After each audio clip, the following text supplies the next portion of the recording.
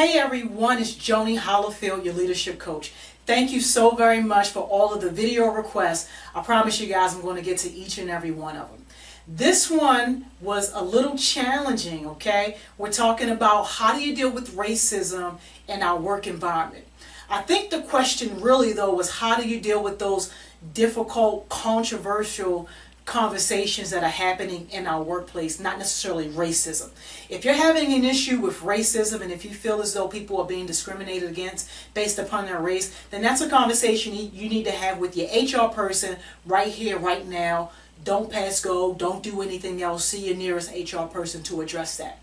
But if I'm interpreting the question right with the contents that was sent along with it, the question really is though, how do you manage or deal with those inappropriate conversations that are happening because of all of this tension that's happening just in America? Listen, it's no secret. You can open up any one of your social media platforms right now and find 3 or 4 different instances that will literally make your heart cringe, that will literally break your heart into two. And regardless of what side of the fence you stand on, at the end of the day, the workplace is not the place for those types of conversations. They're too emotionally charged, they have too much behind them, and at the end of the day, we won't be able to effectively run our business if our folks are more focused on what's happening outside of the business and not necessarily with the business. So I'm going to give you 3 tips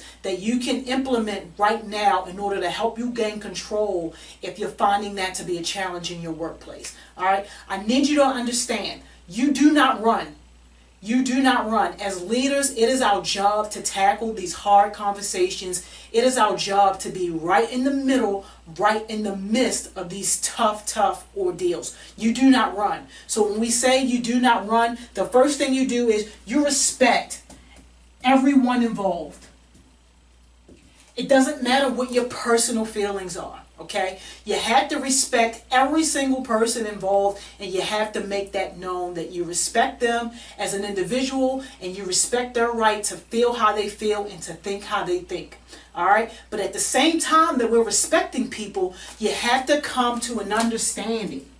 You have to come to an understanding that now is not the time nor the place for this discussion. So while you respect them and while you appreciate them, understand that now is not the time for this. We have a business to run and we have business goals to meet, and we have to have our mindset in a certain frame in order to be able to produce our very best. It doesn't matter if you're in the lunchroom, if you're on work property, if you're on work premises, if you're on work time, it's still an inappropriate conversation to have. But what we're going to do is we're going to help you navigate. Right? We're going to help you navigate healthy alternatives to express yourself.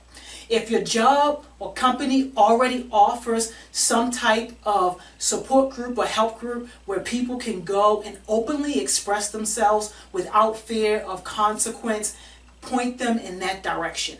If your workplace does not offer something like that and you feel as though it would be helpful, do what you can to try to implement something like that.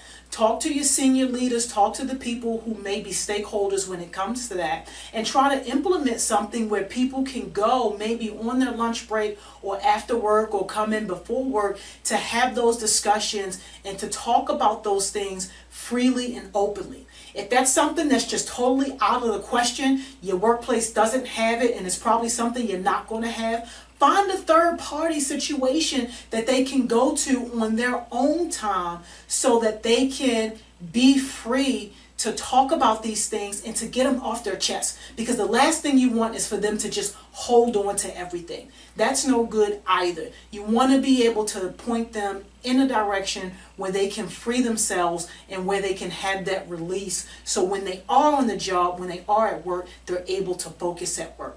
Okay, so we do not run. I hope that that's been helpful. Please share, comment.